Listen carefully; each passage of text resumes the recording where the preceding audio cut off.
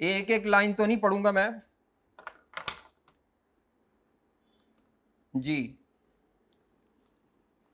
तो para 4.1.1 time value of money का concept ये हमने कर लिया है कि वक्त गुजरने के साथ साथ पैसे की वैल्यू में कमी आती है और ये उसकी वजूहात हैं। ड्यू टू 3 रीज़न है उसकी, इन्फ्लेशन, अपॉर्चुनिटी कॉस्ट और तीसरी क्या है, risk.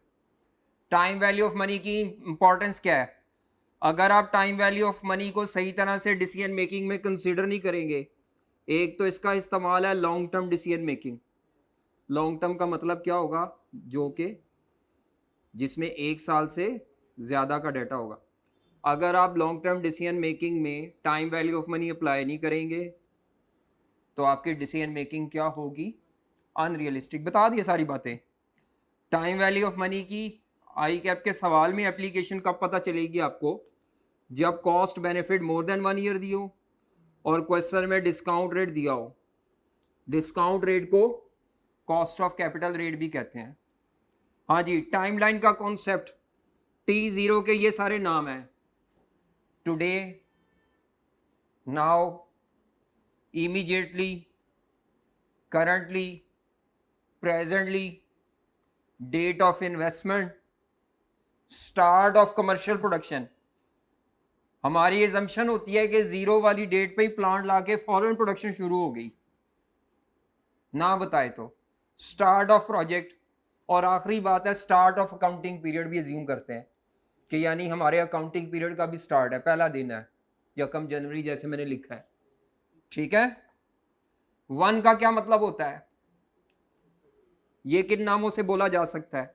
End of period 1, end of year 1। हाँ, 1 ईयर फ्रॉम नाउ, आज से 1 साल बाद, या 1 पीरियड फ्रॉम नाउ। इस डेट से देखते हैं, इस डेट से अगर ये साल का गैप है तो ये 1 जनवरी है तो ये 31 दिसंबर होगी 2020। इसी डेट के हिसाब से ये 31 दिसंबर 2021 होगी, 21। ये 31 दिसंबर 2022 होगी। ठीक है। तो आज की डेट के हिसाब से देखते हैं। इसी को 1 ईयर्स टाइम भी बोलते हैं। ये नाम किताब में बल्कि पास पेपर में आए हुए हैं। वो आपसे कहेगा machine would be sold in 5 years time. बच्चे अब कहते हैं इन 5 ईयर्स टाइम का मतलब वो समझते हैं 5 सालों में, कभी भी नहीं। इन 5 ईयर्स टाइम का मतलब हमारे लिए 5वें साल के आखिर में। समझ आ रही है? ये जो लफ्ज लिखा हुआ है इन 1 ईयर्स टाइम का मतलब है पहले साल के एंड पे या स्टार्ट ऑफ। इसी तरह आगे भी हैं। हाँ, एजम्पशंस नहीं बताई थी अभी मैंने, तो एजम्पशन सुन ले, फिर आते हैं यहां पे दोबारा। एजम्पशन नंबर 1 क्या है? टाइमलाइन के साथ ही है, कुछ ना बताए तो आपने प्लांट, बिल्डिंग, लैंड, फर्नीचर, तमाम एसेट में जो इन्वेस्टमेंट है वो आज की डेट पे ही आउटफ्लो लेना है। अगर वो खुद कह दे कि नहीं नहीं नहीं नहीं, हमने आज लैंड ली है, पूरा 1 साल लगेगा बिल्डिंग बनने में, बिल्डिंग की कुछ पैसे यहाँ देने हैं, कुछ यहाँ देने हैं, वो फिर खुद बताएगा तो ठीक है, हमने नहीं अपनी तरफ से लेना। अगर वो कह दे लैंड परचेज की, बिल्डिंग ली, प्लांट लगाया, आपने सारी इन्वेस्टमेंट्स को किस पॉइंट पे लेना है? 0। एजम्पशन कब लेते हैं? जब एग्जामिनर साइलेंट हो। तो ये हमारी टाइमलाइन की एजम्पशन हमें याद करनी है। कुछ नहीं कहेगा तो इन्वेस्टमेंट कहां से आएगी? 0 से। उसके बाद यहां से कमर्शियल प्रोडक्शन शुरू हो जाएगी 0 से 1 दिन बाद। थोड़ी थोड़ी थोड़ी थोड़ी चीजें बन के बिकती रहेंगी सारा साल में, थोड़ी थोड़ी थोड़ी थोड़ी। एजम्पशन नंबर 2, सारा साल थोड़ी थोड़ी बिक्री होंगी ड्यूरिंग ईयर 1 या पीरियड 1। आपने पहला इनफ्लो ईयर 1 के एंड से लेना है और अगला भी हर inflow end of each year पे लेना है। बात समझ आ रही? 3 एजम्पशंस होगी। इन्वेस्टमेंट 0 पे, पहला इनफ्लो कहां से लेना है? ईयर 1 से, और अगले सालों के इनफ्लो भी कहां से लेने हैं? ईयर एंड से। ठीक है, ये 2 ही क्या दो एजम्पशन। तीसरी एजम्पशन क्या है? अगर कोई भी कैश फ्लो उसने ड्यूरिंग ईयर 3 कह दिया तो ड्यूरिंग ईयर 3 में तो जगह ही कोई नहीं है कैश फ्लो लिखने की। ड्यूरिंग ईयर 3 अगर कोई कैश फ्लो कह दिया तो आप उसको कहां लिखेंगे? एंड ऑफ पीरियड 3 पे, ठीक है। बातें मिक्स हो रही हैं, शायद हो रही है मिक्स, समझ आ रही है जी। अगर वो कह दे आखिरी एजम्पशन स्टार्ट ऑफ ईयर पे कभी कह दे कोई कैश फ्लो, तो उसका मतलब होता है अगर स्टार्ट ऑफ ईयर 4 का है तो 4 पे नहीं रहना, आपने बैक आ जाना है ईयर 3 के एंड पे, ठीक है। तो 4 एजम्पशन हो गई। पहली, इनिशियल इन्वेस्टमेंट सारी की सारी जीरो पे लेंगे। पहली सेल इनफ्लो या आउटफ्लो जो भी है मटेरियल लेबर, वो 1 पे आएगा, अगला भी हर उसके हिसाब से ही। तीसरी एजम्पशन, अगर कोई cash flow during the year दिया हो किसी भी साल, तो आपने उसको एंड पे लिखना है। चौथी एजम्पशन, अगर कोई कैश फ्लो स्टार्ट ऑफ किसी पर्टिकुलर ईयर पे कहा, start of year 4, start of year 5, तो आपने उसको उस साल में नहीं लिखना, बैक ले आना है। पांचवी एजम्पशन थोड़ी क्रिटिकल है, ये लोगों को समझ नहीं आती। पहली एजम्पशन, इनिशियल इन्वेस्टमेंट फौरन ले लेनी है। दूसरी, पहला इनफ्लो कहां से आएगा, अगर कोई during the year cash flow दिया हो तो आपने उसको उस साल के एंड पे लिखना है। अगर स्टार्ट ऑफ ईयर पे दिया हो तो उसको पिछले पीरियड के एंड पे लिखना है। अच्छा, आखिरी एजम्पशन पढ़ें जी, आखिरी एजम्पशन पढ़ें। मसला यह है कि मैं इसको छोटा करूंगा तो नजर नहीं आएगा आपको, मैं पढ़ देता हूं। If initial investment is incurred at T0 and T1, the cash inflows will be recorded from T2 onwards. हाँ जी, क्या कहता है वो, ये बात थोड़ी टेक्निकल है, ये बात थोड़ी टेक्निकल है, ये आपको इसके ऊपर लिखेंगे तो समझ आएगी, बाद में याद नहीं रहनी जी।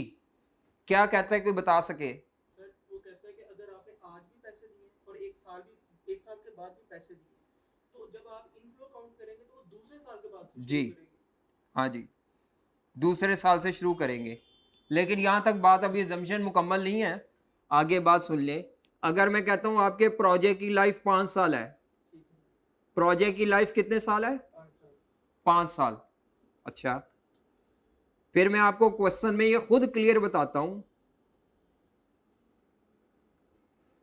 कि आप यहां लैंड परचेज करेंगे, उसके बाद बिल्डिंग की कंस्ट्रक्शन करेंगे, थोड़े पैसे यहां देंगे, फिर यहां देंगे, और मिसाल के तौर पर यहां पे भी दे रहे हैं। वैसे तो ये इस एग्जाम्पल से हट गया हूं, लेकिन ठीक है। अच्छा, उसके बाद आप प्लांट लाएंगे, खुद बता रहा हूं, मुकम्मल होने के बाद यहां इंस्टॉल करेंगे। इसका मतलब है आपका ईयर 2 तक इन्वेस्टमेंट फेज चल रहा है, इसको बोलते हैं इन्वेस्टमेंट फेज। क्या बोलते हैं। अब आपकी कमर्शियल प्रोडक्शन यहां से शुरू होगी, जब ये मुकम्मल हो जाएगा ना, इसके बाद से कमर्शियल प्रोडक्शन शुरू होगी। कमाई का पहला साल ये होगा, कमाई का पहला साल ये होगा। अगर 1 में हो जाती तो 2 से कमाई शुरू हो जाती। समझ आ रही है। तो पहला इनफ्लो यहां से आएगा। अब दूसरा मसला क्या पैदा होता है, ये टाइमलाइन कहां तक लेके जानी है। बच्चे क्या करते हैं, यहां तक रोक देते हैं, तो गलत है। आपने कमाई के 5 साल पूरे कर रहे हैं, आपने कमाई के, ये तो कमाई के 3 साल हुए अभी, बात समझ आ रही है। अब आपकी इन्वेस्टमेंट फेज जहां खत्म होगा उसके आगे 5 साल पूरे करने हैं। तो ये 3 साल हुए, ये चौथा साल और 5वां। अब बच्चे मेरे पास क्या लेके आते हैं, आई कैप का पास पेपर, ओ सर जी उसने 5 साल लिखा हुआ है और उसने टेबल 7 साल का बनाया है, हमें कैसे पता चलेगा। मैं उन्हें कहता हूं यार इन्वेस्टमेंट फेज कहीं प्रलॉन्ग तो नहीं किया हुआ आई कैप ने। अगर इन्वेस्टमेंट फेज सारा जीरो पे है फिर नहीं ये हरकत होगी, लेकिन अगर इन्वेस्टमेंट फेज 0 से 1 2 3 तक आ जाए फिर ये मसला पैदा होगा। अगर क्वेश्चन में 5 साल का होगा तो कभी भी 5 पे टेबल खत्म नहीं होना। ये पूरी एजम्पशन अब क्लियर हुई है, यहां आधी लिखी हुई है वैसे, यानी इससे आगे आपने साल पूरे करने ऑपरेट करने के। अगर उसने 5 साल का है ना तो 5 साल के इनफ्लो पूरे करने हैं, टेबल 7 तक बनेगा। इन्वेस्टमेंट फेज प्रोजेक्ट लाइफ का वैसे तो टाइमलाइन पे आता है, लेकिन हम जब लाइफ काउंट करते हैं तो वो कमाई की लाइफ होती है जी। सर एक क्वेश्चन है कि अगर किसी चीज की कैपेसिटी इंक्रीज कर रहे हैं तो ये भी तो हो सकता है ना कि जिस तरह अभी 3 साल में आउटफ्लो जा रहे हैं तो पहले भी तो इनफ्लो आ सकता है। क्या क्या, मतलब अगर पहले 3 साल आउटफ्लो जा रहा है तो अगर हम किसी प्लांट की कैपेसिटी को इंक्रीज कर रहे थे तो इनफ्लो तो उसका पहले भी तो आ सकता है ना। याद रखें, जब आप किसी प्लांट की, आप पूछ रहे हैं किसी प्लांट की कैपेसिटी इंक्रीज कर रहे हैं, जब आप किसी प्लांट की कैपेसिटी इंक्रीज कर रहे हैं तो इसका मतलब है आप कह रहे हैं कि वो प्लांट प्रोडक्शन भी कर रहा है और साथ साथ कैपेसिटी भी बढ़ रही है। ऐसा नहीं होता। प्लांट चलता भी हो, कैपेसिटी भी इंक्रीज करें। अगर हमारा एक फॉर एग्जांपल होटल है, मिसाल देता हूँ 100 कमरों का, अगर हम 100 कमरे साथ और ऐड कर रहे हैं, अगर तो उसी के ऊपर ऐड हो रहे हैं तो वो नीचे नहीं हो, आप ऑपरेट करेंगे। कोई भी कस्टमर वहां आना पसंद, हाँ, लेकिन एक अलग साइट है जहाँ पे आपने एक अलग होटल बना रहे हैं, वो फिर एक अलग जगह फिर वो हो सकती है। तो आप जो बात कर रहे हैं वो ये है कि सर जी एक प्लांट है जो पहले से चल रहा है, आप उसकी कैपेसिटी बढ़ाना चाह रहे हैं, तो इसका मतलब आप एज्यूम कर रहे हैं कि कैपेसिटी प्लांट चलते हुए की बढ़ जाएगी। हम एज्यूम करते नहीं। जब किसी भी प्लांट में छेड़छाड़ करोगे, कैपिटल एक्सपेंडिचर करोगे, तो फॉर द कुछ अरसे के लिए आपको अपनी प्रोडक्शन सस्पेंड करनी पड़ेगी। ये एजम्पशन और ज़्यादातर दुनिया में भी ऐसे ही चलता है। और कोई बात? ठीक है जी, ये एजम्पशन क्लियर हो गई है। आगे चलते हैं। यहां तक हमने क्या क्या बातें कर ली। टाइम वैल्यू ऑफ मनी क्या है? वक्त गुजरने के साथ पैसे की वैल्यू कम होगी। टाइम वैल्यू ऑफ मनी की इंपॉर्टेंस हमारी पूरी फाइनेंस की फील्ड में है।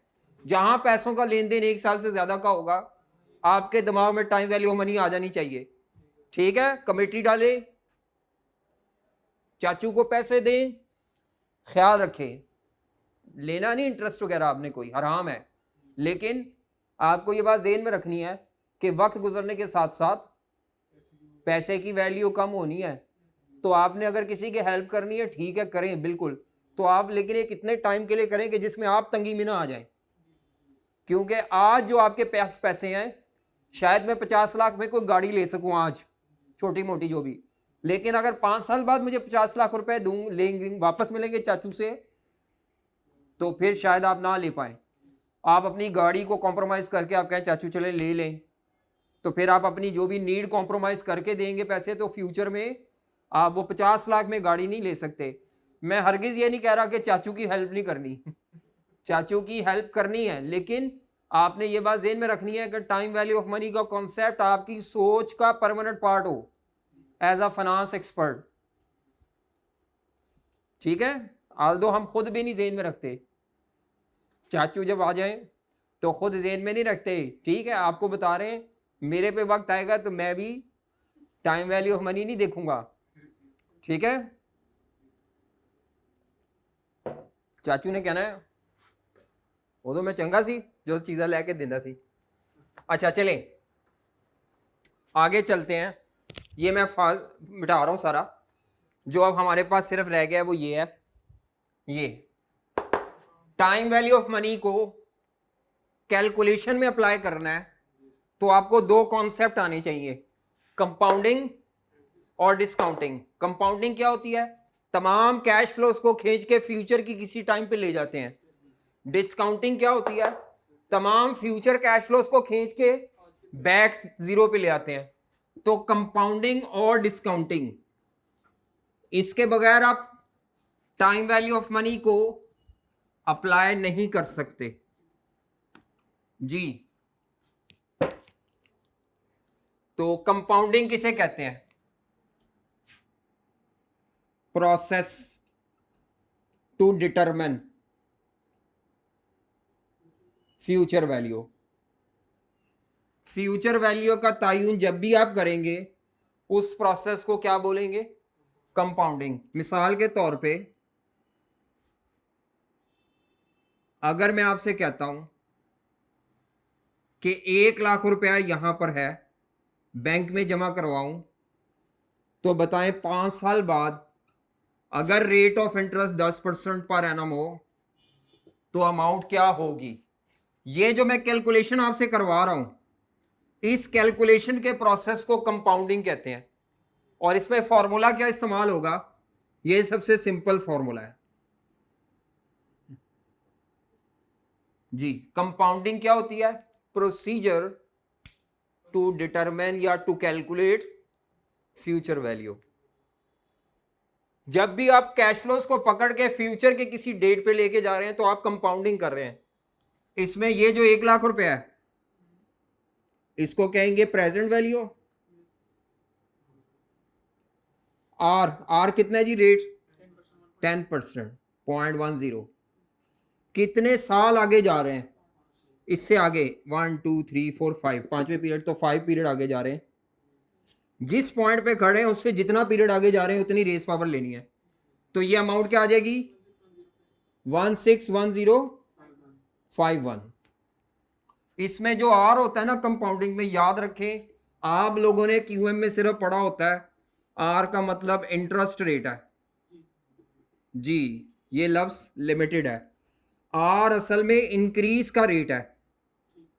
अगर आप कहीं पैसा जमा करा रहे हैं तो पैसे की जो इंक्रीज है उसको इंटरेस्ट रेट कहते हैं, ठीक है, पैसों में एक्यूमुलेट होते जाए पैसे। तो आर इंक्रीज का रेट है, इस इंक्रीज के रेट को इंटरेस्ट रेट भी कहते हैं। ये ग्रोथ रेट के नाम से भी आ सकता है। इवन अगर ये घर की कीमत पे लगाऊं तो इन्फ्लेशन रेट के नाम से भी आ सकता है, ठीक है। तो याद रखें कंपाउंडिंग में जो ये आर होता है इसके कई नाम है, interest rate, increase rate, growth rate और इन्फ्लेशन रेट। बात समझ आ रही है? आप लोगों ने जो क्यूएम में सिर्फ इन्फ्लेशन रेट का क्या पढ़ा था, वो ला मैं दूध वो बात है। आपको यहाँ सवाल आ सकता है कि जी आपने एक शॉप में इन्वेस्टमेंट करनी है 5 साल बाद, लेकिन वो शॉप की कीमत बढ़ जाएगी, तो 5 साल बाद आपके पास कितने पैसे हों कि आप शॉप परचेज कर सकें, और ये प्राइस है इतने % प्राइस इंक्रीज करेगी। अब वो शॉप की प्राइसेस पे तो इन्फ्लेशन है, वो इंटरेस्ट रेट तो नहीं है। तो कंपाउंडिंग में जो आर होता है इस आर को क्या बोलते हैं? इंक्रीज रेट, इसका कॉमन नाम है। बाकी स्पेसिफिक नाम इंटरेस्ट रेट, ग्रोथ रेट या इन्फ्लेशन रेट है। बात समझ आ गई है? इसके बिल्कुल ऑपोजिट क्या होगा? डिस्काउंटिंग। डिस्काउंटिंग कंपाउंडिंग ऑपोजिट है।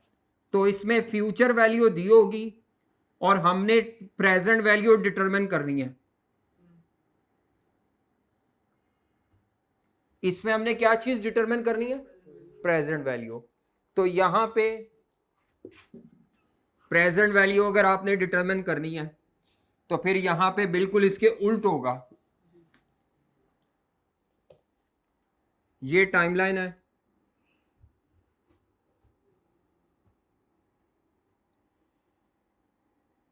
जी 5 साल बाद मुझे इंश्योरेंस पॉलिसी के मैच्योर होने पर 8 लाख मिलेंगे। तो ये 8 लाख की वर्थ आज की क्या है? आज के कितने पैसों के बराबर है? ये जो प्रोसेस है बैक आने का इसको क्या बोलते हैं? डिस्काउंटिंग। क्या बोलते हैं इसको? डिस्काउंटिंग। अगर इसमें आर 10% हो तो आप यही वाला फॉर्मूला रीअरेंज करेंगे, ये बनेगा फॉर्मूला, ये डिवाइड में आ जाएगा सारा।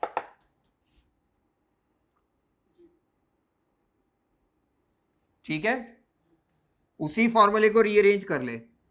Future value divided by 1 + r⁻n, या इसी फॉर्मूले को हम लोग ज्यादातर इस तरह लिखते हैं, सेम वही शक्ल -n के साथ। ये शक्ल ज्यादा फेमस है, मैं ये लिखता हूं। तो इसको अप्लाई कर ले। 8 लाख रुपए फ्यूचर वैल्यू है, रेट कितने % है? वही 10%। और कितने पीरियड बैक जाना है? 1 2 3 4 5 पीरियड बैक आना है, तो -5। ये प्रोसेस जो हम अप्लाई कर रहे हैं इस प्रोसेस का क्या नाम है? डिस्काउंटिंग। और ये जो आगे जाने का प्रोसेस था फॉरवर्ड जाने का, इसको क्या कहते हैं? कंपाउंडिंग। दोनों तरीकों से डिसीजन मेकिंग हो सकती है, दोनों तरीकों से डिसीजन मेकिंग हो सकती है, कंपाउंडिंग से करें या डिस्काउंटिंग से करें। ठीक है, क्या ये फॉर्मूला समझ आ गया हमें?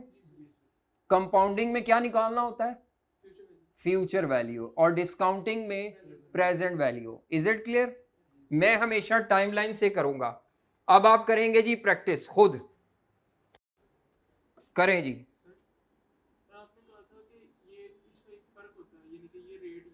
हाँ जी, यहां पे डिस्काउंटिंग में जो आता है उसको डिस्काउंट रेट कहते हैं, डिस्काउंटिंग में जो आ रहा है उसको कॉस्ट ऑफ कैपिटल रेट कहते हैं, अपॉर्चुनिटी कॉस्ट रेट कहते हैं,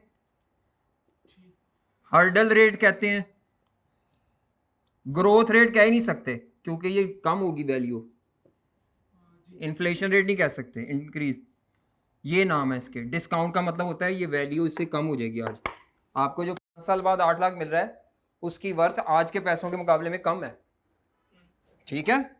ये नाम है आर के, ये नाम और ये नाम फर्क है। इधर आर के नाम क्या है, discount rate, cost of capital rate, opportunity cost rate, और नहीं नहीं नहीं नहीं सेम नहीं होगा, ये रेट डिफरेंट होते हैं। इसका तयन का तरीका और है, इसका तयन का तरीका और है, ये रेट कभी सेम नहीं होंगे, ये डिफरेंट होंगे। इसके लिए आप एक अलग चैप्टर पढ़ेंगे कॉस्ट ऑफ कैपिटल का, ये रेट तयन करना पड़ता है, ये रेट आपको दिया होगा। रियल लाइफ में कंपाउंडिंग के रेट अवेलेबल होते हैं, डिस्काउंटिंग के रेट डिसीजन मेकर को खुद तय करने पड़ते हैं, ठीक है। सेम नहीं होंगे, ऐसे ना कहो सेम होंगे। चलें, ये हमारा टाइम वैल्यू ऑफ मनी मुकम्मल हो गया। अब इसकी प्रैक्टिस करनी है आपने, छोटी छोटी एग्जांपल है, करते जाओ कैलकुलेटर पे। एग्जांपल 10 करें जी। कहता है, मैं पढ़ देता हूं क्योंकि दूर से शायद नजर ना आए। Calculate the future value at the end of 5 years if we invest today 10,000 in a bank at 10% per annum, interest 10% per annum है जी। 16,105, नीचे वाला करें बी, 16,105 आता है। वो कहते हैं calculate future value of 38,000 invested today, ये पीवी दी हुई है, इन्वेस्टेड टुडे। इसका क्या आंसर था, ये आंसर आपने निकाला होगा 10,000 पीवी रेट 5 साल, 16,105, 38,000 इन्वेस्ट कर रहे हैं 5% रेट पे 7 सालों के लिए, 53,470 ले जी, ये आता है, ठीक है। नीचे ये आंसर निकाले हुए हैं प्रेजेंट वैल्यू के जी। एग्जांपल 11 करें, ये प्रेजेंट वैल्यू की है।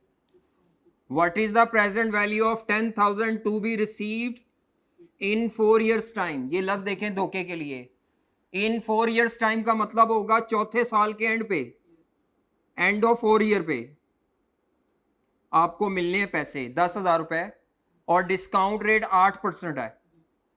तो पीवी निकालें जी, 10,000 चौथे साल के एंड पे मिलना है, तो -4 करके इसको 0 पे लाना है जी। कितना आता है, 7350, 7350। अगर मैं इसकी टाइमलाइन बनाऊं तो इसकी टाइमलाइन ये थी। मैं वैसे टाइमलाइन ज़रूर सोचता होता हूँ क्या होगी। 10,000 इधर था और इसको खींच के हम पीछे ला रहे हैं, बैक ला रहे हैं जी जनाब। बी पार्ट में क्या कहता है, बी पार्ट में 3 डिफरेंट कैश फ्लोज हैं, डिस्काउंट रेट 8% है। ये टाइमलाइन है इनकी। पहले साल के एंड पे कितना कैश फ्लो दिया हुआ है, एक ही सवाल में 3 कैश फ्लोज हैं, 5,000। दूसरे साल के एंड पे है 3,000, और तीसरे साल के एंड पे क्या है 7,000। इन सब की अलग-अलग पीवी निकालें और जो आंसर आते हैं उनको ऐड करके मुझे बताएं टोटल पीवी। डिस्काउंट रेट 10% है जी। 5,000 की हर एक पे अलग फॉर्मूला लगना है। कई बच्चे क्या करते हैं 7 + 3 10 + 5 15, टाइम वैल्यू ऑफ मनी की आत्मा रोल देते हैं। दोनों की टाइमिंग डिफरेंट है, इसकी अलग डिस्काउंटिंग होगी, इसकी अलग और इसकी अलग जी जनाब। आंसर क्या आता है टोटल? 12,284। चेक कर लें जरा प्लीज, ये छोटी छोटी कैलकुलेटर पे करने वाली एग्जांपल है।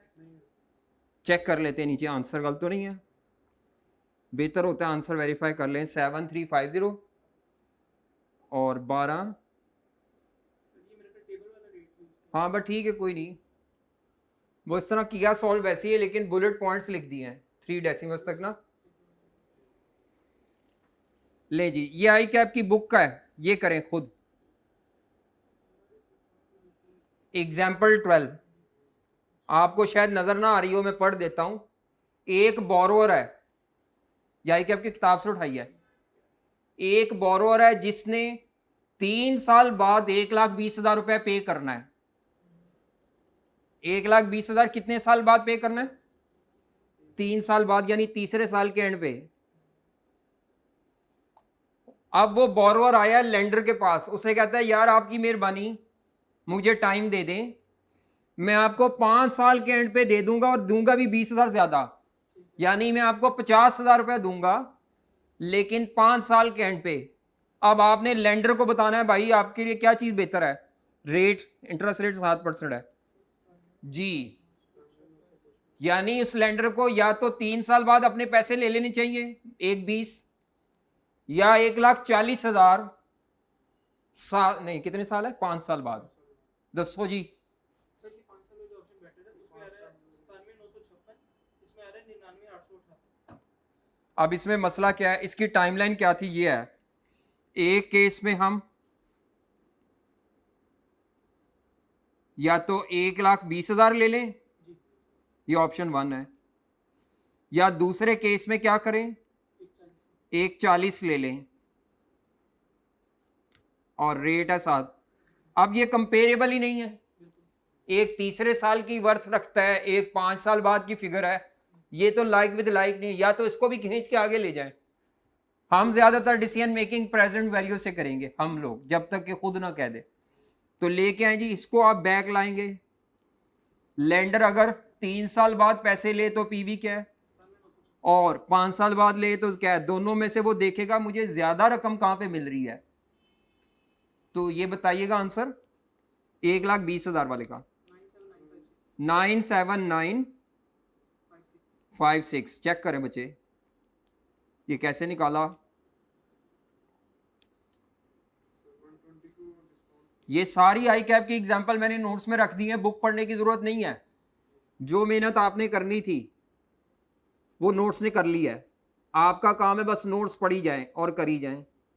1.07 -3, और इधर आप करेंगे 1,40,000 इंटू 1.07 -5। 1,40 कहां से आया, उसने कहा भाई 20,000 ज्यादा ले लेना, तो एक तो 1,20 तो लेना ही था ना। तो ये बताएं 99,818, तो ज्यादा रकम कौन सी है, ये वाली। देखो जी हमारे आंसर यही है 97955, वो ठीक है, थोड़ा बहुत फर्क होगा। 99,818, तो दूसरी ऑप्शन बेहतर है 5 साल वाली, ठीक है। एग्जिस्टिंग की बजाय प्रपोज सिचुएशन 5 साल वाली बेहतर है। चलो भाई 13वीं खुद करो।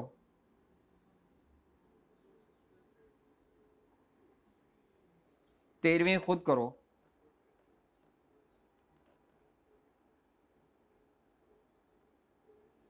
मैं जरा ना,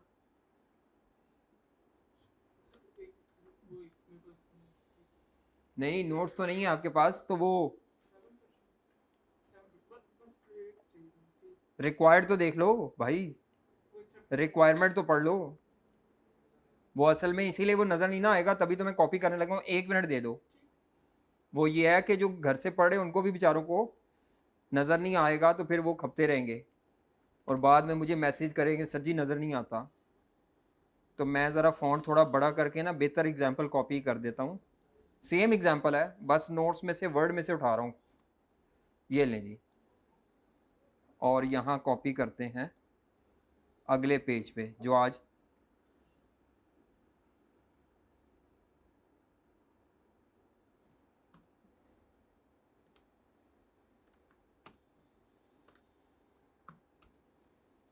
बल्कि और बड़ा है, ये लें जी।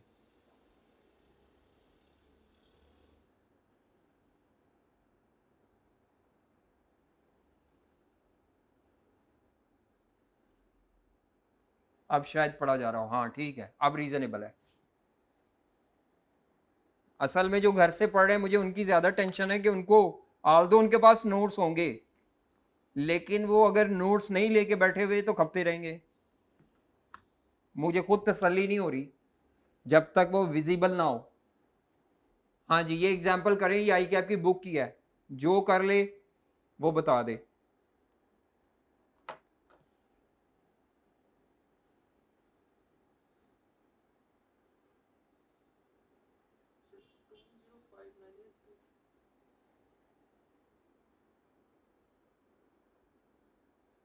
नहीं जी,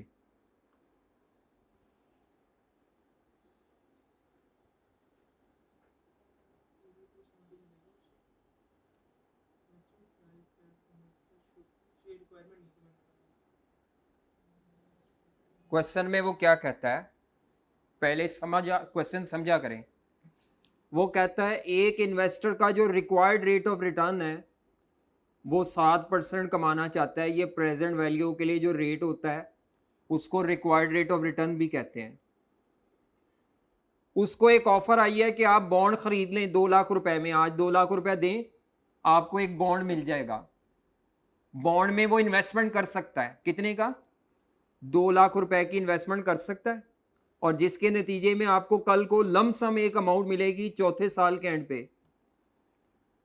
इसका मतलब है अगर मैं टाइमलाइन बनाऊं,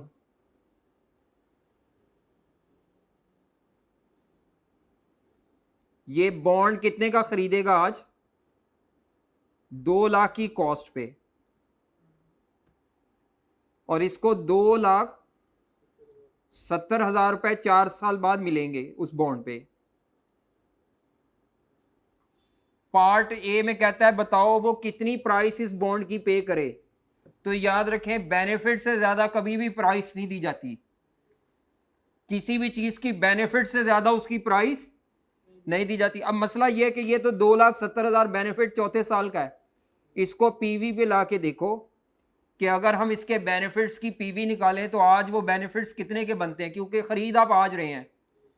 तो आप इसकी प्रेजेंट वैल्यू निकालो, 2,70,000 इंटू 1.07 माइनस 4 कितना आता है, 205,982। ठीक है, यानी मिस्टर जो भी ये बंदा है, ये अगर 2 लाख का बॉन्ड ले रहा है तो इसको जो 4 साल बाद 270 मिलना है वो आज के 2,05,000 के बराबर है। तो ये 2,05,000 तक का ले सकते हैं बॉन्ड, लेकिन वो क्यों ले, वो 2 लाख का मिल रहा है तो वो 2 लाख का लेगा। तो क्या इसको ये बॉन्ड ले लेना चाहिए? बिल्कुल, वो 2 लाख का बॉन्ड खरीद रहा है और जो बेनिफिट आ रहा है उसकी पीवी 2,05,000 है। याद रखे, मैक्सिमम प्राइस का मतलब होता है ज्यादा से ज्यादा फायदा, सॉरी, ज्यादा से ज्यादा कितने पैसे दे सकता है इन्वेस्टर। तो फायदे से ज्यादा प्राइस नहीं देते, ये पूरी बीएफडी में सोच रखना। जब भी कह दे मैक्सिमम प्राइस निकालो तो आप उसके बेनिफिट्स की पीवी निकाल लो, क्योंकि बेनिफिट से ज्यादा तो बेवकूफी होगी प्राइस देना किसी चीज को खरीदने की। समझ आ रही है?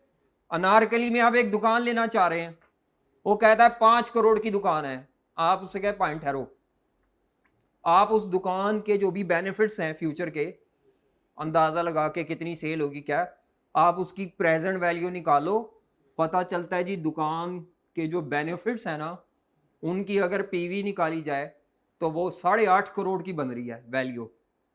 आपको वो कितने की दे रहे हैं? आप कहेंगे ठीक है, बहस तो आप 5 करोड़ पे भी करेंगे, लेकिन आपने अपने माइंड में एक फिगर कैलकुलेट कर ली कि किसी भी एसेट के बेनिफिट्स जो फ्यूचर में आने हैं, अगर हमने वो एसेट आज खरीदना है तो उसके मैक्सिमम पैसे हम बेनिफिट्स से ज्यादा और बेनिफिट्स की भी पीवी लेंगे। बेनिफिट्स की भी वजह, वो बेनिफिट्स तो बिखरे हुए मिलेंगे फ्यूचर में, तो सारे बेनिफिट्स की पीवी ले लो। यहां तो चलो एक ही था, अगर ये 5 साल में मिल रहे होते ना बेनिफिट्स 5 साल में, तो मैं पांचों की पीवी ले लेता।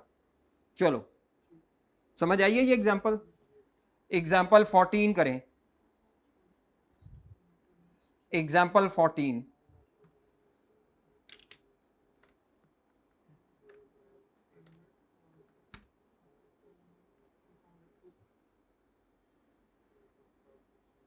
एग्जाम्पल 14।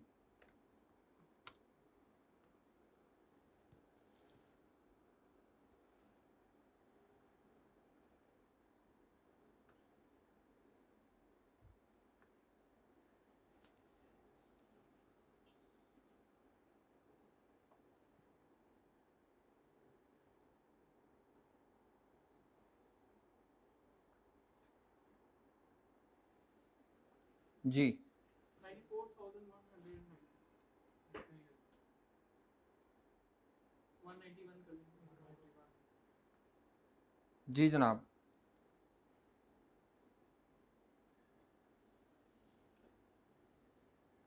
टाइमलाइन बनवाएं पहले मुझे।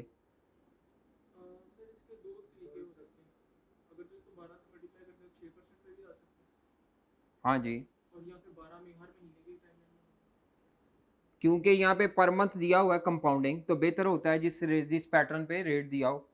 वैसे तो दो तरीकों से हो सकता है, या इसको पर एनम पे कन्वर्ट कर लें, या उसको क्या कर लें, मंथली पे। मैं वैसे मंथली पे कर रहा हूँ सॉल्व।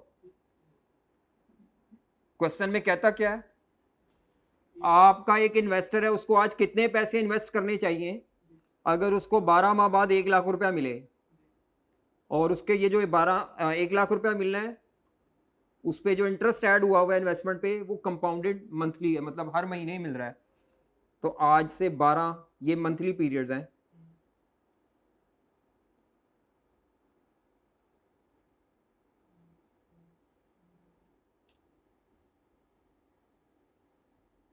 हर महीने इंटरेस्ट ऐड हो रहा है, तो 1 लाख रुपया उसको मिलेगा। 0.5% पर मंथ रेट है। तो बताओ आज वो इसके लिए कितने पैसे पे करे। तो इसकी पीवी निकाल ले, ये आसान है, बाकी पर एनम बेसिस पे भी कर सकते हैं। 0.005 माइनस 12 पीरियड्स, 12 मंथली पीरियड्स है ना, 12 कंपाउंडिंग पीरियड्स हैं जी, जो भी आता है। 94, आगे क्या, 94190। जी जनाब।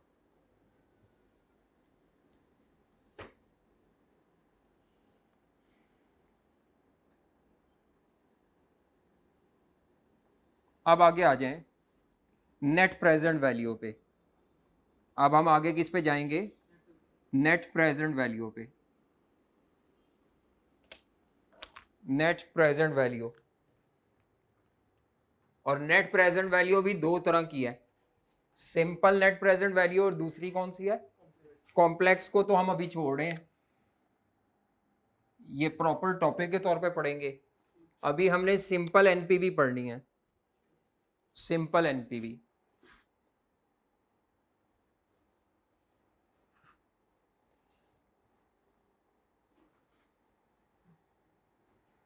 सबसे ज्यादा जो कॉम्प्रिहेंसिव मेथड है डिसीजन मेकिंग का, वो एनपीवी ही है,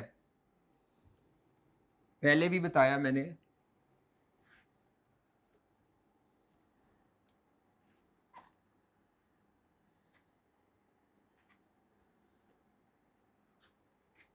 जी,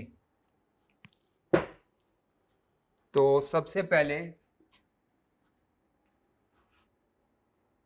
नेट प्रेजेंट वैल्यू क्या होती है,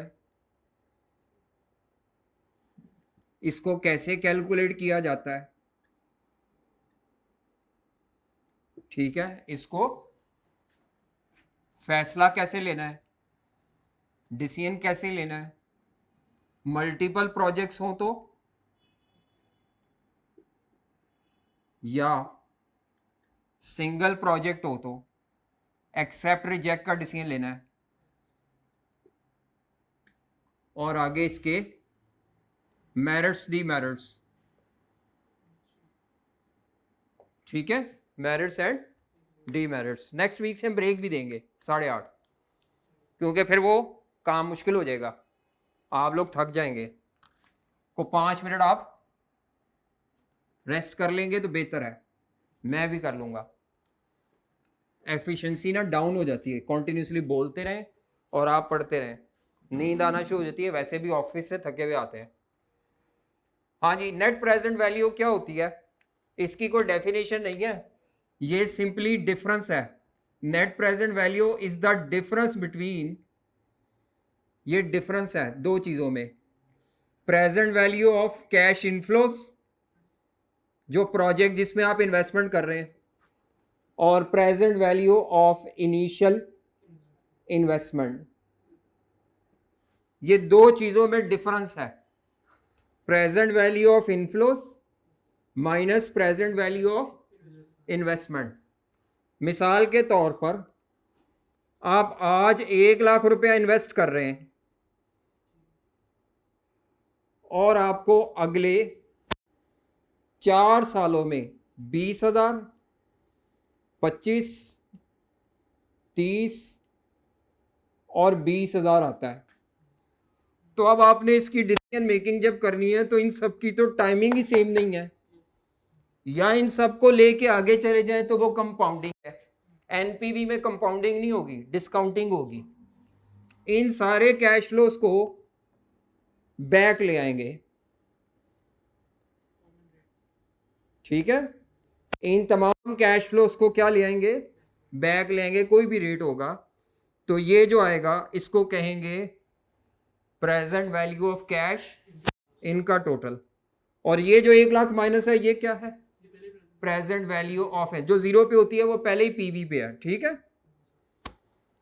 तो एनपीवी क्या है, it is difference between present value of inflow minus present value of investment. मिसाल दे रहा हूं, अगर ये आंसर टोटल आता है 1,20,000, इसका टोटल कितना आता है 1,20,000, तो आप 1,20,000 में से 1,20,000 में से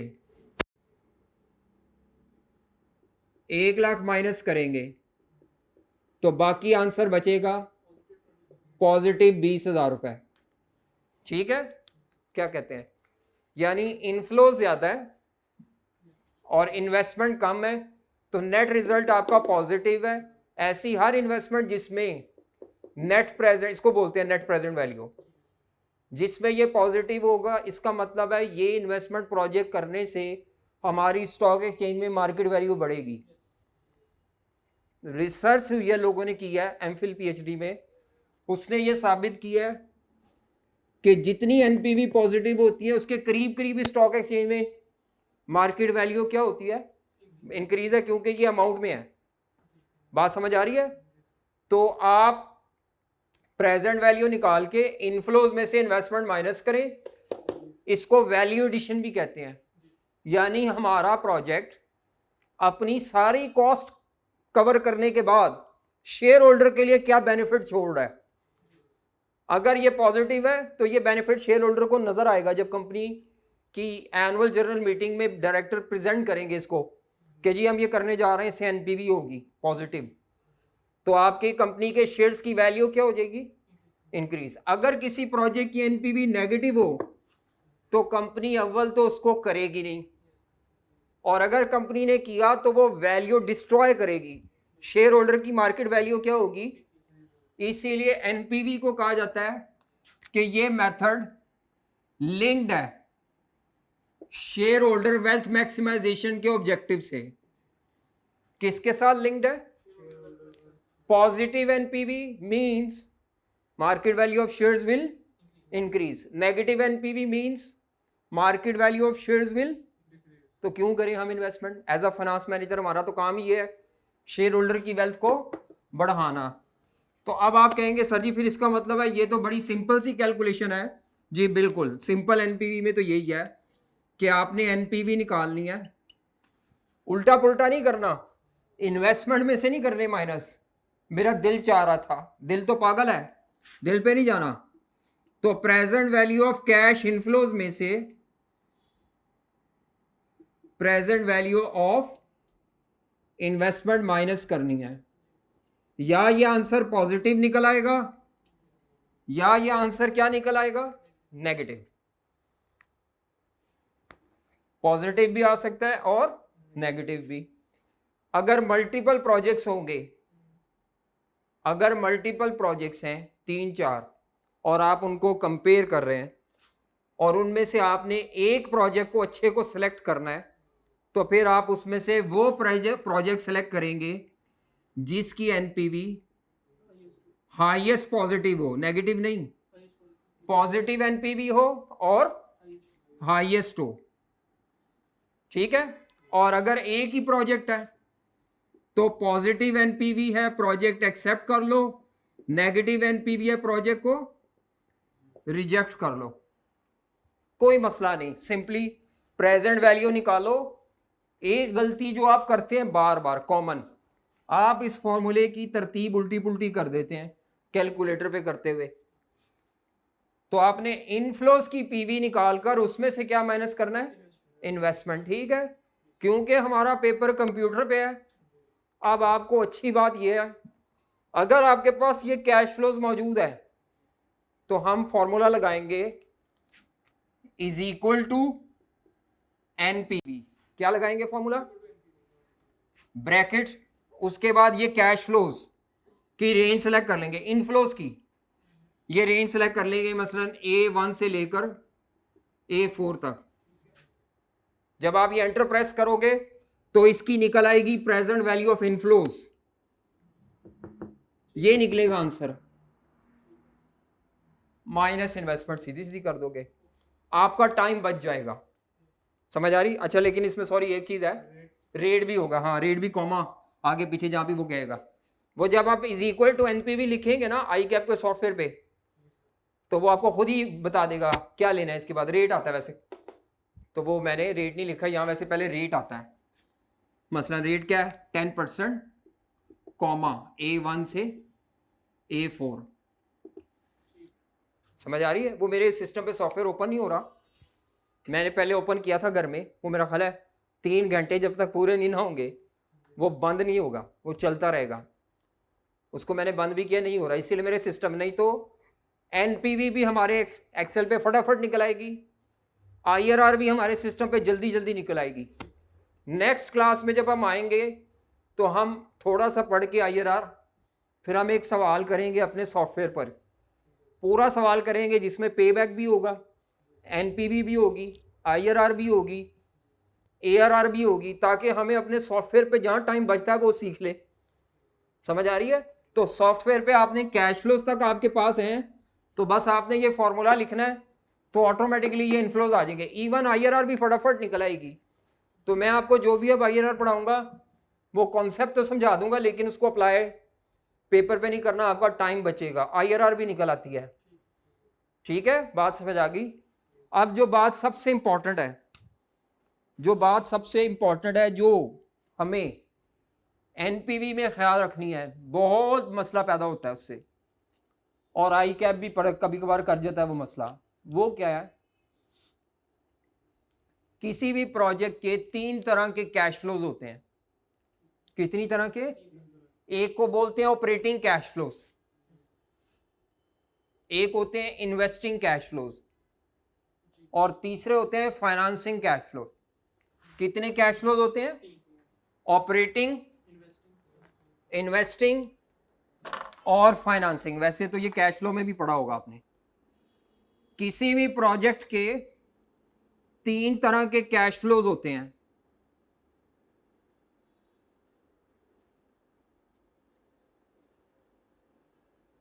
बेटा किसी भी प्रोजेक्ट के जो कैश फ्लोज है वो 3 तरह के हैं। ऑपरेटिंग कैश फ्लोज, इनका ताल्लुक किससे है? जो आप अपने इन्वेस्टमेंट प्रोजेक्ट से इनकम और एक्सपेंसेस, इनकम कमा रहे हैं और एक्सपेंसेस हर साल दे रहे हैं, वो सारे ऑपरेटिंग कैश फ्लोज क्रिएट करेंगे। तो annual income, sale income, rental income और expenses, variable cost, fix cost पे करेंगे। समझ आ रही है? ये कौन से कैश फ्लोज क्रिएट करेंगे? ऑपरेटिंग कैश फ्लोज का ताल्लुक आपकी प्रोडक्ट के इनकम एक्सपेंसेस से है। जो भी प्रोडक्ट आप अपने प्रोजेक्ट में बना के बेचेंगे। इन्वेस्टिंग कैश फ्लोज का ताल्लुक किससे है? वो आपसे कहेगा कि जनाब आप अपने प्रोजेक्ट के लिए प्लांट खरीदेंगे, मशीन खरीदेंगे, यानी जो नॉन करंट एसेट्स या करंट एसेट्स परचेज करेंगे या उनको सेल करेंगे, स्क्रैप। ठीक है, एसेट्स की परचेज और सेल ये सारे क्या कहलाएंगे? इन्वेस्टिंग। तीसरे फाइनेंसिंग क्या होते हैं आपने बताने हैं। फाइनेंसिंग कैश फ्लोज क्या होते हैं? तमाम वो कैश फ्लोज जिनका ताल्लुक डेट और इक्विटी से है, यानी बैलेंस शीट की लायबिलिटी साइड से तमाम वो कैश फ्लोज जिनका ताल्लुक डेट या इक्विटी से है। मिसाल क्या है? वो आपसे कहता है आप अपने प्रोजेक्ट के लिए लोन ले रहे हैं, ठीक है, आप अपने प्रोजेक्ट के लिए क्या ले रहे हैं, और वो लोन आपने 5 साल बाद वापस कर देना है। तो लोन लेना और लोन वापस करना दोनों फाइनेंसिंग कैश फ्लोज हैं। इसके बाद लोन पे आप इंटरेस्ट पे करते हैं।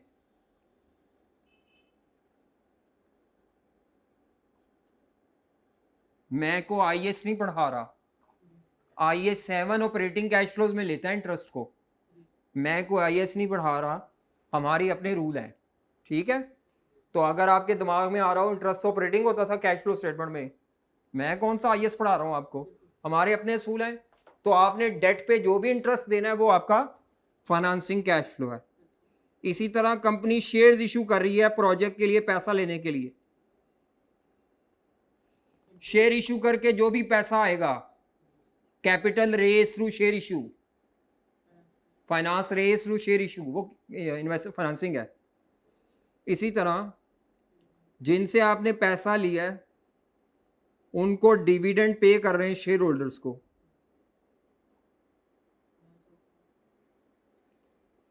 तो ये भी फाइनेंसिंग है।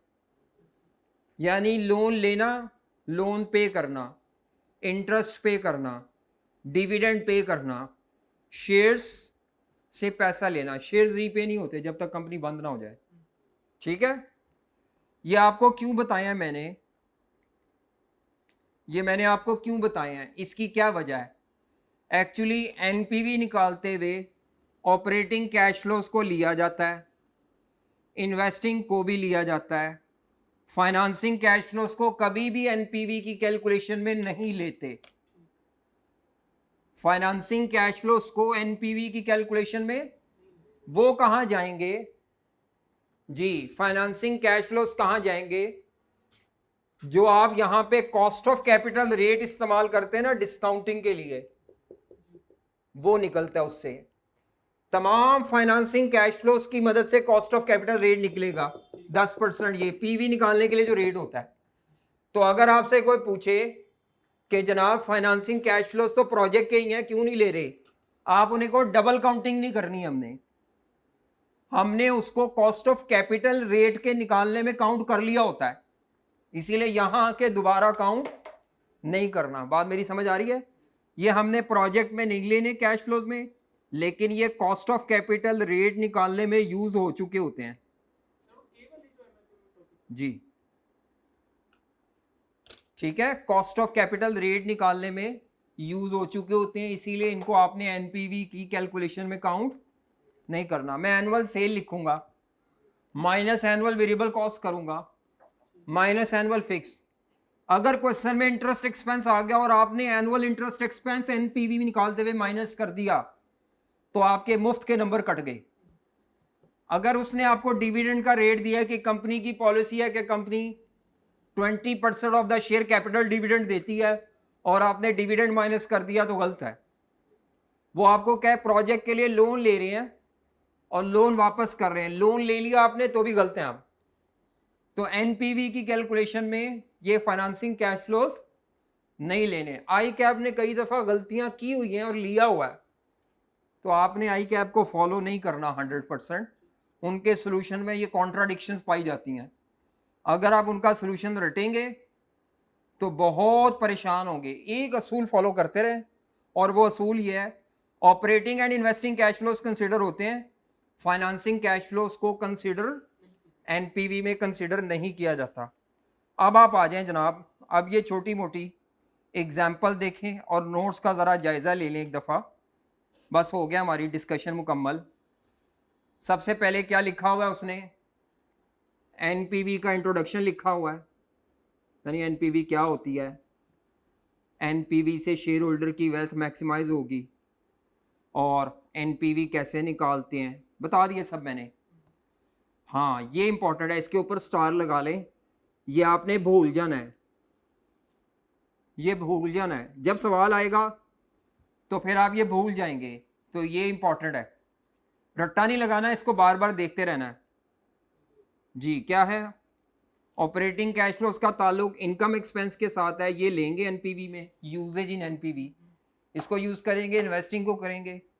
फाइनेंसिंग में क्या लिखा हुआ है, loan taken for investment project, ये नहीं लेना एनपीवी में, एनपीवी में नहीं लेना, कहीं और लेना है, लेना है लेकिन कहीं और। रीपेमेंट ऑफ लोन नहीं लेनी एनपीवी में, इशू ऑफ शेयर नहीं लेना, डिविडेंड पेमेंट नहीं लेना, इंटरेस्ट पेमेंट नहीं लेना। अच्छा जी, डिसीजन मेकिंग रूल बता दिया है, मल्टीपल प्रोजेक्ट्स हों तो वो सिलेक्ट करना है जो हाईएस्ट पॉजिटिव है, एंड सो ऑन।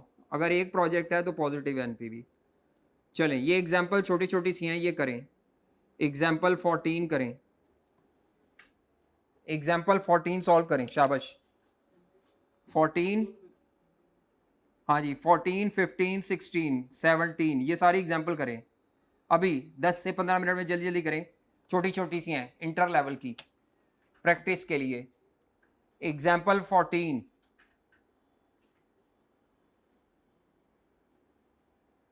है 14 दोबारा आ गई है, पहले भी थी 14, नंबरिंग थी, चलो सही करते हैं नंबरिंग। ये एग्जाम्पल 14 नहीं है, फिर ये 15 बनेगी, जो एनपीवी में आ रही है, ये नंबरिंग कॉपी होगी सेम, 15 है नीचे 16 है जी। एग्जाम्पल 15,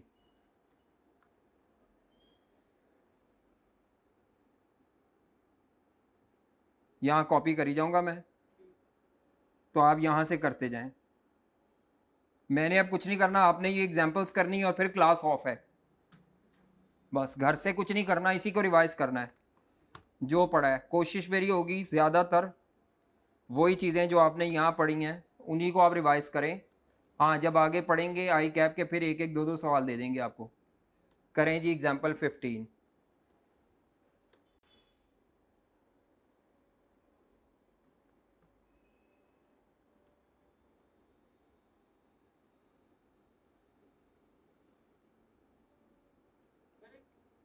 इससे इररिलेवेंट क्वेश्चन है, लेकिन वो ये है कि जिस तरह पहले तो हम पूरे टेबल बनाते थे बीएफडी के अंदर, तो उसके नंबर मिलते थे, लेकिन अब जिस तरह हम वो वर्किंग पे डायरेक्ट फार्मूला पुट कर देंगे, तो वो तो टेबल के जिस तरह इंडिविजुअल वर्किंग तो वो तो सारी खत्म होगी। हाँ तो टाइम बचेगा, नहीं टाइम बचेगा, लेकिन मार्क्स की अब वो मिलेंगे क्योंकि उसने आपके फॉर्मूले वेरीफाई करने हैं पेपर में। एक्सेल पे जो फॉर्मूले लगाए हैं आपने, उसने वो वेरीफाई कर लेना है कि ये कैसे निकला हुआ है। अच्छा वो इक्विवेलेंट हो गया, हाँ पूरे टेबल के अगेंस्ट अगर आपने ये फार्मूला सही लगा जी, दिया तो वो इक्विवेलेंट। अगर मैंने ये फॉर एग्जांपल 5 रुपए में से माइनस किया 3 रुपए, फिर इनटू यूनिट्स किया, फिर माइनस, फिर ये सारा काम नहीं करके दिखाना, बस फिगर्स लिखो, ओके, हो जाएगा। वो कॉपी भी नहीं करना नीचे से, नहीं, नीचे से ऊपर क्या मतलब, वो ऊपर कॉपी करना है, ऊपर वो जो एंड वाला। वो मैं दिखाऊंगा तो फिर है ना, अभी तो नहीं। आपने देखा होगा, कईयों ने नहीं देखा, तो अभी फिलहाल जब मैं आपको कंप्यूटर बेस पे कराऊंगा फिर उसके बाद सवाल पूछें आप। अभी वो कई लोग घबरा जाएंगे कि ये कौन पूछी जा रहे हैं, कराया तो सर ने कुछ है नहीं। तो जब तक कोई चीज़ नहीं कराई जा रही बस खामोशी बेहतर है, पूछें सवाल लेकिन अकेले अकेले, क्लास लेवल पे नहीं। वो कई लोग अभी कंप्यूटर से घबराए हुए हैं। करें जी करें, जल्दी जल्दी करें, शाबाश। 15, 16 करें, 17 18 घर से कर लीजिएगा।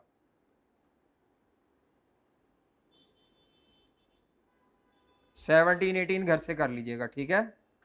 टाइम नहीं है बस, ठीक है, बहुत है। 17 18 घर से, ये अब आप करें खुद। एग्जाम्पल 15 सादे एक्सेल पे कर लेते हैं अभी।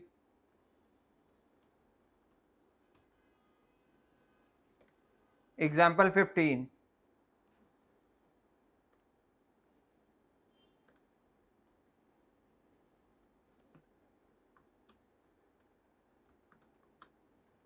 फाइव तक है। वहां से कॉपी करना है आपने, इस तरह लिखा नहीं करना, कॉपी करना है। अब मेरे पास जो है टेबल वो 8 9 12 10,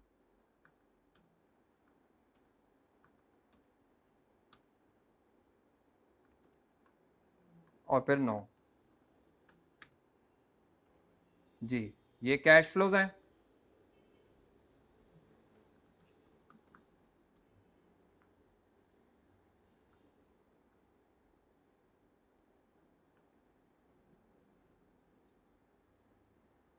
एट 8%।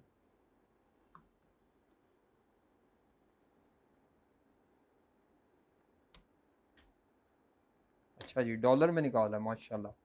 चलो, वो डॉलर में निकाल रहा है।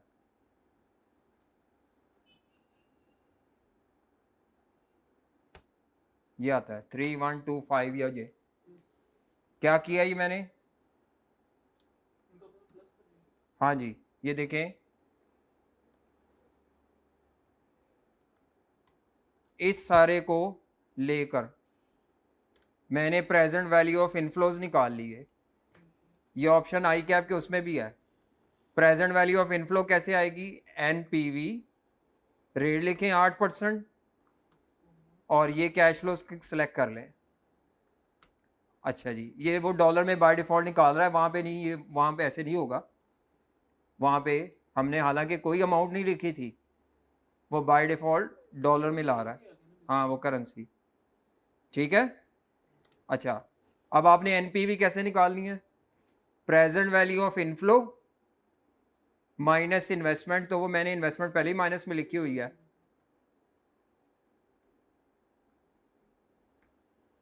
प्लस कर ले इसको, तो ये आ जाएगा जी, हमारी एनपीवी आ गई।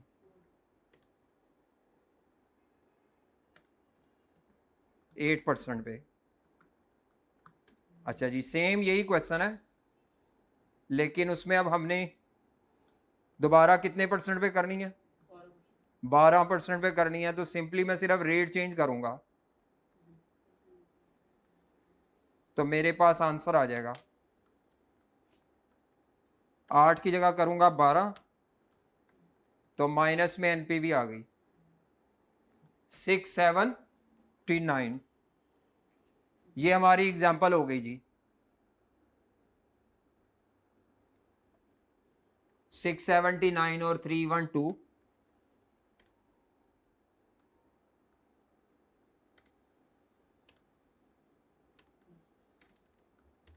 चले कैश फ्लो। ये हमारी एग्जांपल कौन सी थी? 15। एग्जांपल 16 जब आपने की, एग्जाम्पल 16 ऐसे भी लिख सकते हैं।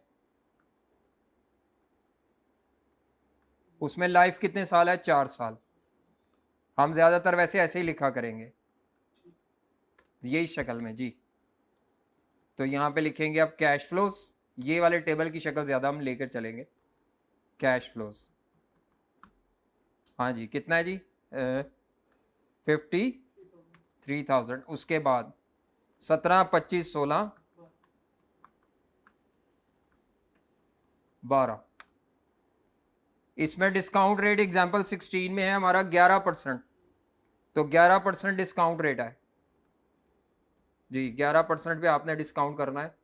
तो अब आप यहाँ पे क्या करेंगे? एनपीवी निकालनी है। तो प्रेजेंट वैल्यू ऑफ इनफ्लोस कैसे आएगी? एनपीवी 11%, ये सिलेक्ट करेंगे हम कैश फ्लोस। हाँ जी, और उसके बाद ये एनपीवी आ गई जनाब 2210 की। तो आप देख लें ये प्रेजेंट वैल्यू ऑफ इनफ्लोज है, माइनस इन्वेस्टमेंट करेंगे, वो खुद ही फॉर्मूले देख लेगा किसमें से क्या माइनस किया हुआ है आपने।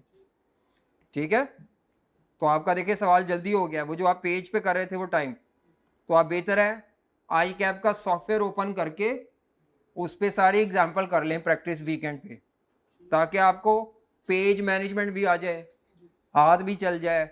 यही वाला एक्सेल है, बस थोड़ा सा लिमिटेड, मतलब यही सारी फंक्शनैलिटीज है। सर आंसर शीट में तो एक्सेल नहीं किसमें आंसर है आंसर शीट में जी? सॉफ्टवेयर ओपन करेंगे उसमें वर्ड भी है एक्सेल भी है, दोनों है वो एक्सेल ही का तो कॉपी करके वर्ड में जी। प्रैक्टिस शीट में है ना, आंसर शीट जो वो है ना ऊपर, वो दूसरा वर्ड है। नहीं नहीं, हाँ तो वही ना, नीचे उसके साथ ही तो एक्सेल है, वो आंसर शीट का हिस्सा ही है एक्सेल, उससे आंसर उठा के ऊपर कॉपी कर ले, ठीक है, लेकिन कैलकुलेशन तो करनी है ना, कैलकुलेशन तो एक्सेल से ही करनी है, थ्योरी आपने उसमें डायरेक्ट लिखनी है। चले बस हम वाइंड अप कर रहे हैं। आज होमवर्क क्या दिया है, होमवर्क पे आते हैं जी, होमवर्क क्या क्या दिया है।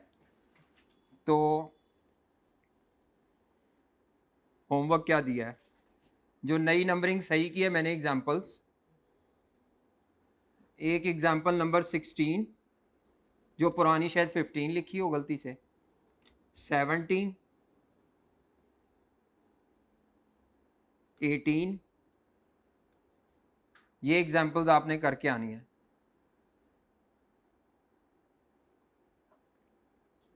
एच अलहदा जा रहा है, डब्ल्यू अलहदा, अच्छा चलो कोई नहीं। डांसिंग लेटर्स नेक्स्ट, ऊपर कौन सी एग्जांपल दी थी, कोई नहीं के दी थी कोई एग्जांपल, एक बेल आउट की दी थी, जी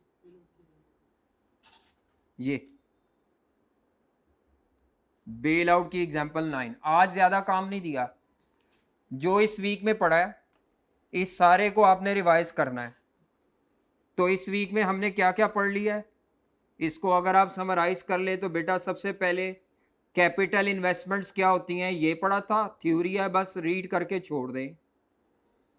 उसके बाद हम डिसीजन मेकिंग टेक्निक्स पढ़ रहे हैं कि हमने इन्वेस्टमेंट प्रोजेक्ट का फैसला कैसे करना है, तो उसमें एआरआर का मेथड पढ़ लिया, पे बैक पढ़ लिया सिंपल वाला भी, और बेल आउट भी, वो नहीं पढ़ा, डिस्काउंटेड नहीं पढ़ा, वो नेक्स्ट टाइम पढ़ लेंगे। एनपीवी के लिए दो चीज़ें पढ़ ली हैं, टाइम वैल्यू ऑफ मनी भी पढ़ ली, फ्यूचर वैल्यू कैसे निकालते हैं, और बाकी कुछ एजम्पशंस टाइमलाइन की बड़ी इंपॉर्टेंट है। उसके बाद एनपीवी की कैलकुलेशन, एनपीवी की डेफिनेशन, सिंपल एनपीवी। इसमें जो काम की सबसे इंपॉर्टेंट बात थी वो यही थी कि कैश फ्लोस कौन कौन से लेते हैं एनपीवी में, ठीक है। नेक्स्ट टाइम हम आगे चलेंगे, हम नेक्स्ट टाइम करेंगे क्या, डिस्काउंटेड पे बैक कर लेंगे 5 मिनट में, उसके बाद करेंगे IRR, internal rate of return, फिर उसके बाद हम आ जाएंगे प्रैक्टिस के ऊपर सॉफ्टवेयर से, ठीक है। चलें ओके, फिर अल्लाह हाफिज़।